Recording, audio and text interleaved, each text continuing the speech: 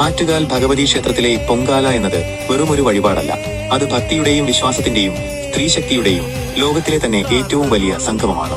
സ്ത്രീകളുടെ ശബരിമല എന്ന് വിളിക്കപ്പെടുന്ന ഈ ഉത്സവത്തിന്റെ മാഹാത്മ്യം സാംസ്കാരികമായും ആത്മീയമായും വളരെ വലുതാണ്. ലോകത്ത് ഏറ്റവും കൂടുതൽ സ്ത്രീകൾ ഒത്തുചേരുന്ന ഒരു ഉത്സവം എന്ന നിലയിൽ ഗിന്നസ് ബുക്ക് ഓഫ് വേൾഡ് റെക്കോർഡ്സിൽ ആറ്റുകാൽ പൊങ്കാല ഇടം പിടിച്ചിട്ടുണ്ട്. ഒരു നഗരം മുഴുവൻ അടുപ്പുകൂട്ടി ലക്ഷക്കണക്കിന് സ്ത്രീകൾ ഒരേ മനസ്സിനോട് പ്രാർത്ഥിക്കുന്നത് ലോകത്തിലെ തന്നെ അപൂർവ കാഴ്ചയാണ്.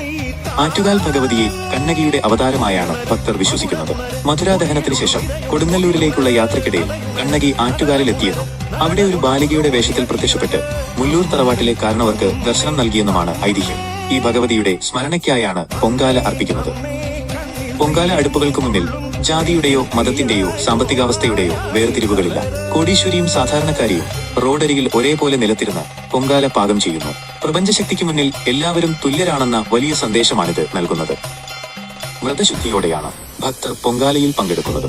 മണ്ഡലം നമ്മുടെ ശരീരത്തെയും, അരി ജീവാത്മാവിനെയും, അഗ്നി ജ്ഞാനത്തെയും സൂചിപ്പിക്കുന്നു. നമ്മിലെ അഹന്തയെ ജ്ഞാനമാകുന്ന അഗ്നിയിൽ ചുട്ടരിച്ച് ഭഗവതിക്ക് സമർപ്പിക്കുന്നു എന്നതാണ് ഇതിന്റെ ആത്മീയാർത്ഥം. ക്ഷേത്രമുറ്റത്തെ പ്രധാന അടുപ്പിൽ തീ കത്തിക്കുന്നതോടെ പൊങ്കാലയ്ക്ക് തുടക്കമാകുന്നു. നിവേദ്യം ഉച്ചയ്ക്ക് പണ്ടാര അടുപ്പിൽ തീർത്ഥം തളിക്കുന്നതോടെ ലക്ഷക്കണക്കിന് ഭക്തരുടെ പൊങ്കാലകൾ നിവേദിക്കപ്പെടുന്നു.